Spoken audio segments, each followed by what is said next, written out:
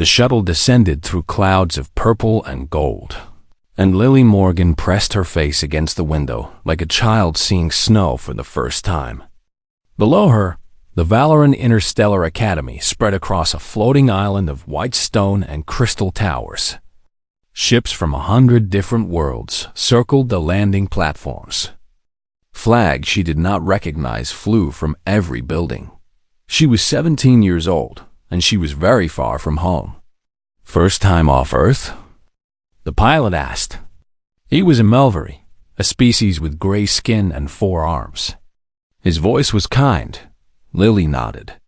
"First time off my continent, actually." The pilot laughed softly. "You will do fine, human. Your species is young, but you learn fast." "That is what they say." The shuttle landed with a gentle bump. Lily grabbed her single bag and walked down the ramp into the bright light of an alien sun. The air smelled like flowers she had never seen. Students moved in every direction, creatures of every shape and size. Some walked on 2 legs, some on 4, some on none at all. She saw beings made of light, beings made of stone, beings that floated through the air like living clouds, and all of them, every single one, turned to look at her as she passed. Lily kept her eyes forward and walked toward the main building. She had earned her place here. Her test scores were the highest in her region. The Academy had accepted only 3 humans this year, and she was one of them. She belonged here, no matter what anyone thought. The whispers started before she reached the doors. "Is that a human? They actually let one in? Look how small she is. Look how soft her skin looks." Lily did not respond. She had expected this. Humans had only made contact with the galactic community 5 years ago. To most species, Earth was a strange and primitive world, and humans were weak little creatures who had barely learned to leave their own planet. She found her way to the orientation hall, a massive room with seats carved from crystal. Hundreds of new students filled the space, and Lily found an empty seat near the back. The students on either side of her immediately moved away, leaving a gap around her like she carried some kind of disease. She pretended not to notice Commander Zethus. The Academy's headmaster floated to the front of the room. He was ancient, his body made of swirling energy contained in a humanoid shape. When he spoke, his voice filled every corner of the hall without effort. "Welcome to Valoran Academy," he said. "You come from different worlds, different cultures, different histories. But here, you are all students. Here, you will learn together, grow together, and prepare to serve the galactic community. I expect you to treat each other with respect and dignity, regardless of origin." His glowing eyes seemed to pause on Lily for just a moment. She sat up straighter. The orientation continued with information about classes, schedules, and academy rules. Lily listened carefully and took notes on her tablet. She was so focused that she did not notice the shadow falling over her until a voice spoke directly above her head. "So this is what a human looks like up close." Lily looked up, and up, and up. The creature standing over her was enormous. He stood at least 8 feet tall, with skin like dark armor and eyes that glowed red. Spikes ran along his shoulders and down his arms. When he smiled, she saw rows of teeth designed for tearing meat. "Crixer," someone whispered nearby. "That's Crixer." The name meant nothing to Lily, but the fear in the voice told her everything she needed to know. "You are even smaller than I expected," Crixer said. His voice was deep and rumbling, like stones grinding together. "Tell me, little human, do you actually believe you belong here? Among real species?" Lily's heart was pounding, but she kept her voice steady. "I earned my place here, same as everyone else." Crixer laughed. The sound made other students flinch. "Earned? Your species has been crawling in the dirt for thousands of years, while the rest of us built empires across the stars. You are prey animals who learn to use tools. Nothing more." Students around them were watching now. Some looked uncomfortable. Most looked curious. None looked ready to help. Lily stood up slowly. She barely reached Crixer's chest, but she met his eyes without looking away. "I don't want any trouble. I'm just here to learn." "Then learn this," Crixer said, leaning down until his face was close to hers. His breath was hot and smelled like metal. "Know your place, human. You do not belong here. You will never belong here. And if you forget that, I will be happy to remind you." He turned and walked away, his heavy footsteps echoing through the suddenly quiet hall. His friends followed him, laughing and looking back at Lily with amusement. Lily sat down slowly. Her hands were shaking, but she hid them under the table. The rest of orientation passed in a blur. When it ended, Lily found her dormitory room and closed the door behind her. She sat on the bed and stared at the wall for a long time. She thought about home. She thought about her mother, who had cried at the shuttleport and told her how proud she was. She thought about her little brother, who had made her promise to bring back something cool from space. She thought about all the people who had told her that this was the opportunity of a lifetime. She would not let them down. She would not let some bully drive her away. The days that followed were hard. Lily went to her classes and did her work and tried to make friends. But Crixer was everywhere. He mocked her in the hallways. He made jokes about humans being pets and food and primitive savages. Other students heard him and started to repeat his words. Soon, no one would sit with Lily in the dining hall. No one would partner with her for projects. She ate alone, studied alone, and walked the beautiful campus alone. But she did not leave. On her 10th day at the academy, Lily was leaving her advanced physics class when Crixer and 3 of his friends appeared in the hallway. They surrounded her, cutting off any escape. "Still here, little human?" Crixer said. "I thought you would have run home by now." "I'm not running anywhere," Lily said quietly. Crixer grabbed the front of her uniform and lifted her off the ground with one hand. His grip was like iron. "You should," he said softly, "because things are going to get much worse for you. I promise." He dropped her.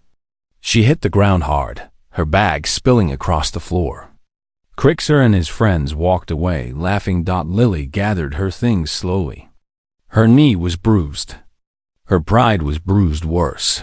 But as she stood up, something in her eyes had changed. Something hard and bright, like a small flame that refused to go out. She would not run. She would not hide. And one day, somehow, things would be different. She just had to survive long enough to make it happen. 3 weeks passed, and the torment did not stop. It grew worse. Lily learned to walk with her eyes always moving, always watching for Crixer and his friends. She learned which hallways to avoid, which times were safest to eat, which corners of the library were hidden enough for her to study in peace. She became a ghost in her own school, slipping through shadows and hoping not to be seen. It did not help. On a cold morning in her 4th week, Lily arrived at her engineering class to find her semester project destroyed. She had spent 3 weeks building a model fusion reactor, carefully following the designs she had learned. It was her best work. Now, it lay in pieces on her desk, crushed and broken like someone had stomped on it. Crixer sat in the back of the room, watching her with a smile. "What happened to your project, human?" he asked innocently. "It looks like there was an accident." The other students looked away. No one spoke. No one defended her. Lily gathered the broken pieces in silence and started over from nothing. Later that day, she met Ethan Clark. He found her in a quiet corner of the garden, trying to fix what remained of her reactor. He was human too, a year older than her, with tired eyes and a careful way of moving that reminded her of a prey animal watching for predators. "You're the new human," he said, sitting down across from her. "Lily, right?" She nodded, surprised. "You're human too." I didn't know there were others here. 3 of us total, Ethan said. Me, you, and a girl named Rosa who barely leaves her room anymore. We don't exactly advertise ourselves. Because of Crixer? Ethan's face tightened. Because of everyone. Crixer is the worst, but he's not alone. His family is one of the most powerful in the Thorvian Empire. Nobody will stand against him, and everyone knows that being seen with humans is social death. He looked at her broken project. Let me guess. He destroyed your work and made it look like an accident. Yes. He did the same to me last year. And the year before that, to another human who eventually dropped out. Ethan leaned forward. Listen to me carefully. The best thing you can do is stay invisible. Don't fight back, don't complain, don't draw attention. Just survive until graduation and get out. Lily looked at him for a long moment. Is that what you do? Stay invisible? It's the only way, Ethan said. There was no shame in his voice, only exhaustion. I've got 1 more year. Then I'm gone, and I never have to think about this place again. Lily understood. She did not judge him. But something inside her refused to accept that this was the only way. Thank you for the advice, she said quietly. I'll think about it. Ethan nodded and left. Lily went back to rebuilding her project. The harassment continued. Crixer spread rumors that humans carried diseases, that their touch was poisonous, that they ate their own young on their primitive world. The rumors were ridiculous, but fear made people believe ridiculous things. Soon, students were openly avoiding Lily like she was contaminated. She tried to report the behavior.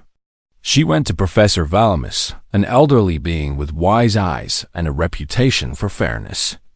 She explained everything. The destroyed project, the threats, the isolation. Professor Valamis listened carefully. Then he sighed. I understand your frustration, he said. But Crixer comes from a very important family. Accusations without solid proof could create serious problems for you and for the Academy. Perhaps it would be better to simply adapt to galactic culture. Different species have different ways of establishing social order. This may simply be something humans need to accept. Lily stared at him. You're not going to help me. I'm helping you by giving you realistic advice, the professor said gently. Sometimes the wisest choice is to endure. Lily left his office without another word. That night, she sat alone in her room and thought about what endurance really meant. Was it accepting cruelty? Was it letting herself be broken slowly, day by day, until there was nothing left? No, she did not believe that. Endurance meant surviving long enough to change things. Endurance meant refusing to become what they wanted her to be. The next week brought new horrors. Crixer followed Lily to the dining hall and knocked her tray from her hands in front of hundreds of students. Food splattered across her uniform, and laughter erupted from every corner of the room. Clumsy humans, Crixer announced loudly. They can barely walk upright. Are we sure they should be allowed here? Lily stood in the center of the room, covered in food, surrounded by laughing faces. She looked for one friendly eye, one person who might help her dot. She found Nyla. Nyla was a Falari, a species that looked like graceful cats walking on 2 legs.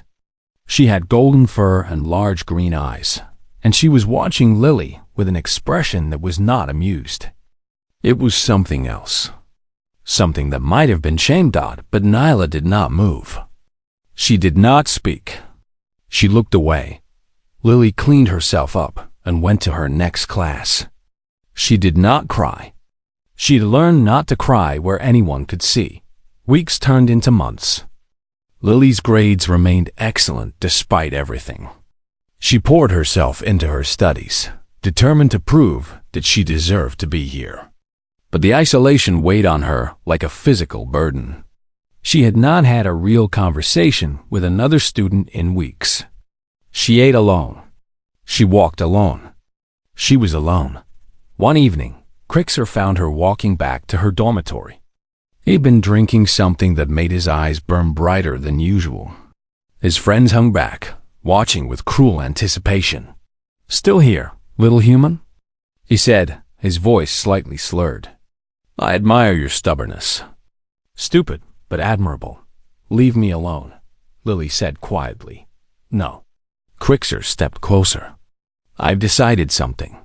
You're never going to belong here, but I'm tired of waiting for you to figure that out. So I'm going to help you understand." He shoved her, hard. Lily flew backward and hit the ground. Pain shot through her shoulder and hip. She lay there, looking up at the alien stars, and heard Crixer and his friends laughing as they walked away. She did not move for a long time. When she finally sat up, she saw that a small crowd had gathered at the edges of the pathway. Dozens of students had seen what happened. None of them had helped. None of them were helping now. Lily stood up slowly.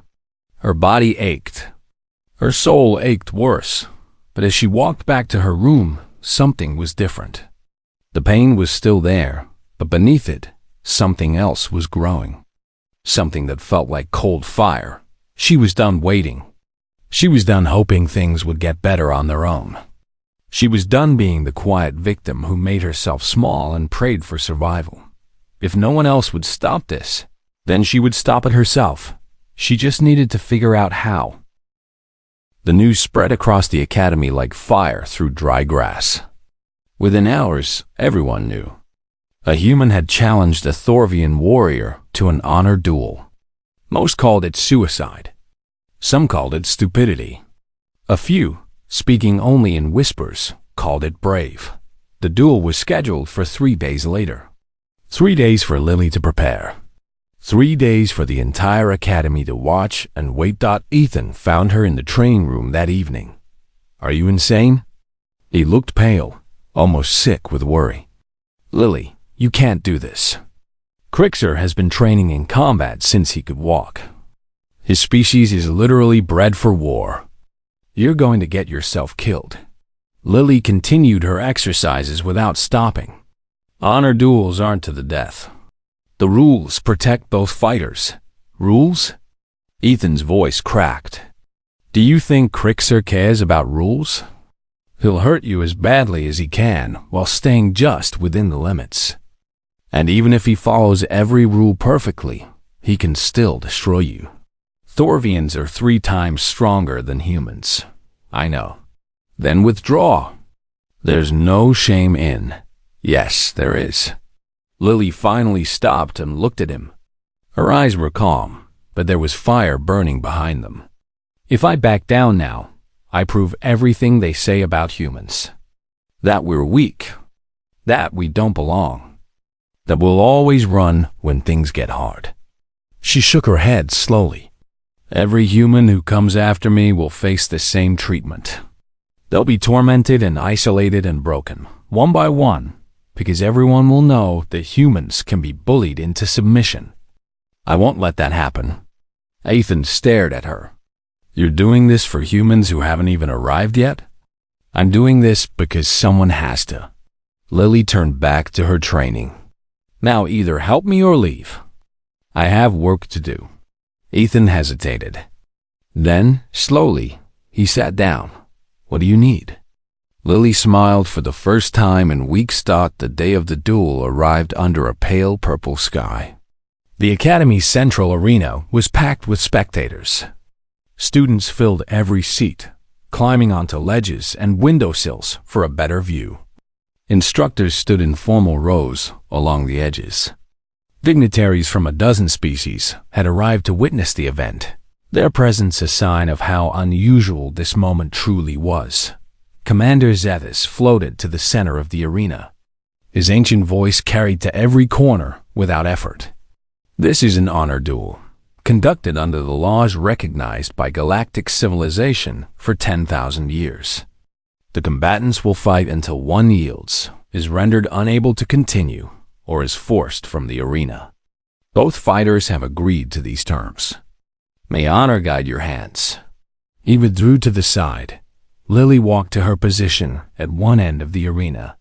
She wore simple training clothes, her brown hair tied back from her face. She looked impossibly small against the vast space around her. Crixer entered from the opposite side, and the crowd's noise doubled. He was magnificent and terrifying, 8 feet of armored muscle and predator instinct. He raised his fist to the crowd, soaking in their cheers. Then he turned to Lily, and his smile turned cruel. "Last chance, human," he called across the arena. "Yield now and save yourself some pain." Lily's response was to raise her fists into a fighting stance. Crixer laughed. "Your choice." The signal sounded. Crixer moved first, crossing the distance between them with impossible speed. His fist swung toward Lily's head like a hammer. She ducked under it, feeling the wind of its passage, and rolled to the side. He was fast. Faster than she had expected. She tried to circle, to find an angle of attack, but Crixer gave her no time. He pressed forward with blow after blow, each one powerful enough to break bones. Lily dodged and blocked and retreated, barely staying ahead of his assault. His fist caught her shoulder. She spun sideways, pain shooting down her arm. The crowd gasped. "Is that all you have?" Crixer taunted. "I expected more from someone who dared to challenge me." He grabbed her arm and threw her across the arena. Lily hit the ground hard, rolling twice before stopping. Every part of her body screamed in protest. "Get up," someone whispered in the crowd. "Get up, human." Lily got up. Crixer's smile flickered. He had expected her to stay down. They always stayed down after that. He charged again. This time, his attacks were even more vicious, driven by frustration. He was not just trying to win anymore. He was trying to punish her for making him work. Lily took it after it. Her lips split.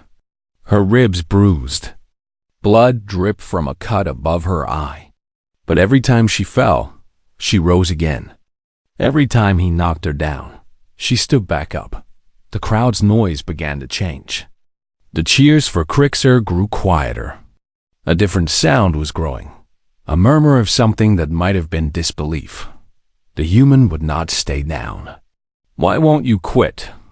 Crixer snarled, breathing hard now. His attacks were becoming wild, sloppy. Anger was replacing technique. "Because I don't know how," Lily said through bloody teeth. She saw her opening. Crixer swung wide, putting too much power into a punch that missed. For one moment, his side was exposed, and Lily remembered everything she had studied about Thorvian anatomy. The nerve cluster beneath the 4th armor plate. The weakness that no one talked about because no one ever got close enough to exploit it. Lily's fist shot forward with every ounce of strength she had left. The impact traveled up, her arm like lightning. For one terrible moment, she thought she had failed. That his armor was too strong, that she had only hurt herself. Then Crixer staggered.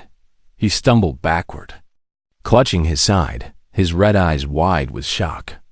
His leg buckled, and he dropped to one knee. The arena fell completely silent. Lily stood over him, barely able to stand herself. Blood ran down her face. Her entire body was one massive bruise. But she was standing, and he was not. The silence stretched for an eternity. Then, slowly, Crixer raised his head. His eyes burned with fury and something else. Something that might have been fear. "You," he whispered. "You actually hurt me." Lily's voice was steady despite her pain. "I told you. I don't know how to quit." Crixer roared and surged to his feet. The real fight was about to begin. Crixer attacked with renewed fury, all pretense of control abandoned. He was not thinking about technique or strategy anymore. He was thinking only about destroying the small creature who had dared to hurt him. It was exactly what Lily had been waiting for. She could not match his strength. She could not match his speed. But she could think while he could not, and that made all the difference. Every wild swing created an opening. Every frustrated roar told her where his attention was focused. Lily moved like water, flowing around his attacks, conserving her energy while he wasted his. She was not trying to overpower him. She was trying to outlast him. Minutes passed. The crowd watched in stunned silence as the impossible continued to unfold. The human was still standing. The Thorvian warrior was slowing down. Crixer's breathing came in heavy gasps now. His armor, which normally helped regulate his body temperature, was working against him. He had never needed to fight this long before. He had never faced an opponent who simply refused to fall. "What are you?" he snarled, swinging at her again. She ducked under it easily. "I'm human," Lily said. "We come from a world that tries to kill us every day. Heat, cold, disease, predators, storms. We survived all of it. We're still here." She dodged another swing. "Your species bred itself for war. Mine bred itself for survival. And surviving means never, ever giving up." Crixer lunged at her, but his movements were sluggish now. Lily sidestepped and drove her elbow into the same nerve cluster she had hit before. He howled in pain, stumbling forward. She followed with a kick to the back of his knee. His leg buckled. He dropped. She hit him again and again, targeting every weakness she had memorized during those long nights of study. Nerve points beneath his armor. Joints where his plates connected. The sensitive spots behind his eyes. Each hit was small. Each hit was precise. And each hit accumulated. Crixer fell to his hands and knees. He tried to rise but could not. His entire body was shaking, overwhelmed by pain signals from places he had never even known could hurt. Lily stood over him, her fists raised for a final blow. One strike to the base of his skull would end it. One strike would cement her victory and his. Humiliation. The crowd held its breath. Lily lowered her fists. She stepped back. "Yield," she said quietly. Crixer looked up at her, his red eyes blazing with confusion. "What? Yield. The fight is over. You can't continue. Then finish it." His voice cracked with rage and shame. "Finish it and take your victory. That's what you wanted, isn't it? To humiliate me in front of everyone?" Lily shook her head slowly. Blood still dripped down her face, but her eyes were clear. "I didn't fight you to humiliate you. I didn't fight you to prove that humans are stronger. We're not. You would beat me 9 times out of 10, and we both know it." She took a step forward and extended her hand. "I fought you to prove that we won't be broken. That no matter how many times you knock us down, we'll get back up. And that when we win, we know how to show mercy." The arena was absolutely silent. Crixer stared at her hand like it was a weapon he did not understand. His whole world had been built on simple truths. The strong dominated the weak. Victory meant destruction. Mercy was weakness. But this small human had defeated him. And instead of destroying him, she was offering him dignity. Slowly, hesitantly, Crixer reached up and took her hand. Lily helped him to his feet. The silence broke. It shattered into a wave of sound unlike anything the Academy had ever heard. Students were shouting, cheering, some of them crying. Instructors were speaking rapidly into their communication devices. The dignitaries were on their feet, their expressions ranging from shock to something that looked almost like hope. Commander Zethus floated to the center of the arena. His ancient voice quieted the crowd. "The duel is concluded. Lily Morgan of Earth is victorious." He paused, and when he spoke again, his voice carried something that might have been wonder. "Today, we have witnessed something rare. Not just a battle, but a lesson. Courage is not measured by size or strength. Dignity is not determined by species. And true victory lies not in destruction, but in choosing to rise above it." He turned to look at Lily. You have honored yourself and your people today, young human. The Academy will not forget." The crowd erupted again. This time, Lily heard something new in the sound. Respect. In the days that followed, everything changed. Nyla found Lily in the garden the next morning and hugged her without saying a word. Then she sat down beside her and started talking, really talking. For the first time, other students began approaching too. Some wanted to apologize for their silence. Some wanted to ask questions about Earth and humans. Some simply wanted to be near the person who had done the impossible. Ethan found her in the library that evening. He stood in the doorway for a long moment, then walked over and sat down across from her. "I was wrong," he said simply. "I thought hiding was the only way to survive. I thought fighting back would just make things worse." He shook his head. "But you showed everyone that there's another way. You showed us that humans don't have to be invisible to survive here." Lily smiled tiredly. "I just did what I had to do." "No." Ethan's voice was firm. "You did what none of us were brave enough to do. And because of that, every human who comes to this academy after us will have it easier. They'll walk through those doors and people will remember what you did. They'll remember that humans don't break." Even Crixer was different. He did not become friendly, but he no longer tormented her. When they passed in the hallways, he would nod slightly, acknowledging her existence in a way he never had before. The cruelty was gone from his eyes, replaced by something more complicated. One day, weeks later, he stopped beside her as she studied alone in the courtyard. "I don't understand you," he said quietly. "You had every right to destroy me. I gave you every reason. Why didn't you?" Lily looked up at him. "Because destroying you wouldn't have changed anything. It would have just proved that I was the same as you." She shrugged. "I wanted to be better than that. I wanted to show that humans can be better than that." Crixer was silent for a long moment. Then he nodded once and walked away. That evening, Lily stood on the observation deck and looked out at the stars. Somewhere among those lights was Earth, her small blue world, waiting for her to come home and tell him what she had seen. But she would not be going home yet. She had 3 more years at the academy, and she intended to use every one of them. Not to hide, not to survive, but to thrive. The stars were beautiful. They were full of species she had never met, places she had never seen, possibilities she could barely imagine. And for the first time since arriving at the academy, Lily felt like she truly belonged among them. She had come here as a small human girl from a primitive planet. Alone and afraid, she would leave as something more, and the galaxy would remember her name. 2 days passed before the council reconvened. Nathan spent most of that time in the medical sector, his body slowly healing from the damage it had suffered. The doctors said he was lucky to be alive. They said no other species in the galaxy could have survived what he had endured.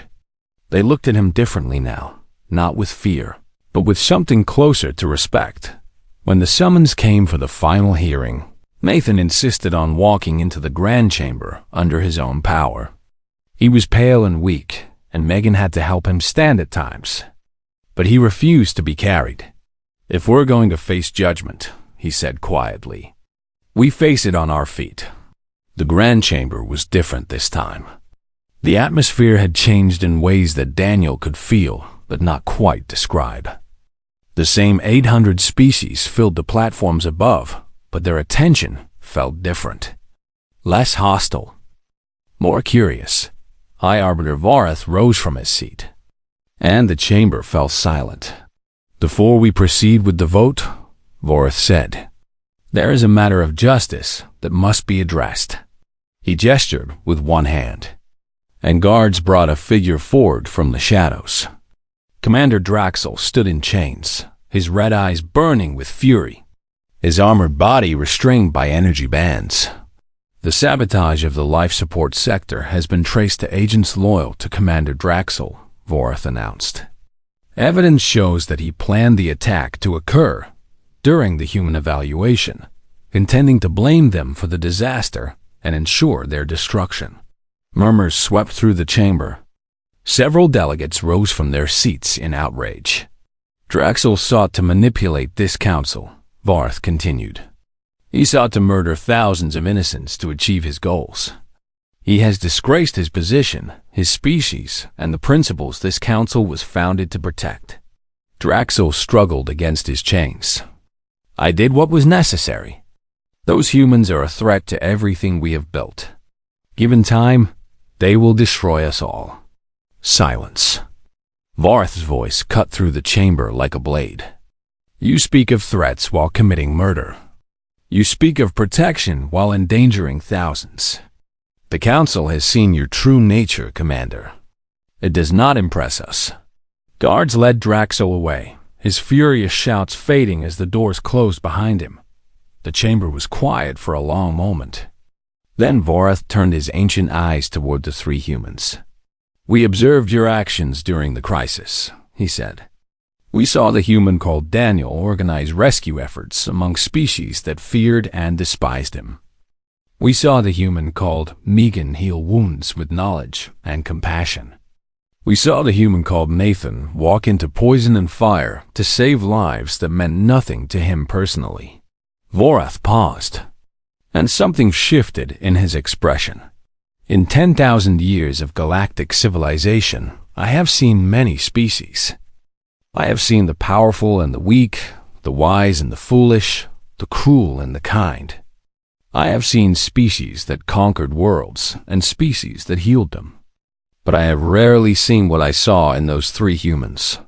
He looked out at the assembled delegates. We feared them because they come from a world of death. We judged them by their worst moments, by their wars and weapons and violence. But in the moment of crisis, when they had nothing to gain and everything to lose, they chose to help. They chose to sacrifice. They chose to protect strangers who had condemned them. Ambassador Kethira rose from her platform. May I speak, High Arbiter? Vorath nodded. I met with these humans before the hearing, Kethira said. I showed them the evidence we had gathered against their species. I expected excuses, denials, aggression. Instead, I received honesty. They acknowledged their flaws. They did not pretend to be perfect. She looked down at Daniel, Megan, and Nathan. I asked myself then why they would admit to crimes that could condemn them. Now I understand.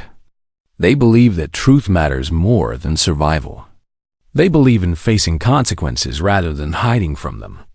This is not the behavior of monsters. This is the behavior of a species that is trying, truly trying, to be better. Other voices began to speak. A delegate from a species humanity had never encountered talked about watching Daniel carry an injured child to safety. Another described seeing Megan hold the hand of a dying patient, providing comfort in languages she didn't speak. Another reported that Nathan had refused evacuation, choosing to stay and complete repairs, even when told he would die. Story after story, witness after witness. A picture formed that was very different from the one Draxel had tried to paint. Finally, Varth raised his hand for silence. The vote will now take place. Each species will cast their judgment on whether humanity should be granted provisional membership in the Galactic Council. The voting began. One by one, lights appeared on the massive display that dominated the chamber. Green for acceptance. Red for rejection. Daniel watched the lights appear, his heart pounding. The first votes were green, then more green, then a cluster of red, then more green. The pattern continued, species after species making their judgment. When it was finished, the display showed a sea of green lights with scattered red dots among them. 612 species vote in favor of membership, Varth announced. 235 vote against. The motion passes.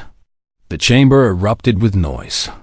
Some voices cheered, others protested, but the decision had been made. Vorath waited for silence, then addressed the three humans directly. Humanity is granted provisional membership in the Galactic Council. You will be observed. You will be tested. You will be held to the highest standards. Any failure will result in immediate reconsideration of this decision. Daniel stepped forward. We understand, High Arbiter. And we thank the Council for this opportunity. Do not thank us yet, Vorath said. You have been given a chance, nothing more. What you do with that chance will determine whether today's decision was wise or foolish. We will earn your trust, Daniel said. Not with words, with actions. The same way we tried to earn it today. Vorath studied him for a long moment. Then, slowly, he nodded. Perhaps you will. We shall see. The hearing was over. Guards escorted the three humans from the chamber, but this time, the escorts walked beside them rather than behind them. The aliens in the corridors no longer pulled away in fear. Some even nodded as they passed. Ambassador Keth-Ira met them at the docking bay, where a transport vessel waited to take them home. You did something remarkable today, she said.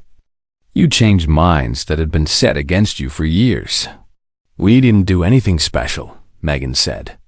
We just did what any human would do. Keth-Ira's colors shifted to something warm. That is precisely what makes you special. You do not see your own value. You help others because it seems obvious to you, natural, required. Most species would have fled to safety and let strangers die. You ran toward danger instead. Nathan managed a weak smile. We have a saying on Earth, no one gets left behind. A good saying, Keth-Ira said. I hope I will have the chance to learn more about your species. I believe you have much to teach the galaxy. She turned and walked away, her liquid form gliding across the deck. The three humans boarded their transport. As the ship lifted off and the massive station shrank behind them, Nathan leaned back in his seat and closed his eyes. We actually did it, he said. We actually changed their minds. Megan looked out the viewport at the stars streaming past. Did we? Or did we just delay the inevitable? Draxel wasn't wrong about everything. We are dangerous. We do have the capacity for terrible violence. Daniel was quiet for a moment. Then he spoke, his voice thoughtful. We showed them one thing today, that we also have the capacity for terrible kindness. Maybe that's enough. Maybe it isn't. But we'll keep showing them, every day, until they believe it. He looked at his companions, at these two people who had stood beside him against impossible odds, who had risked everything for strangers who wanted them dead. We're not perfect. We never will be. But we're human. And today, I'm proud of what that means. The ship accelerated toward Earth, carrying three humans home from the stars. Behind them, the galaxy watched Dot. It was no longer afraid Dot, it was curious Dot. And somewhere, in the vast silence between worlds, something had changed forever. Humanity had arrived, and this was just the beginning.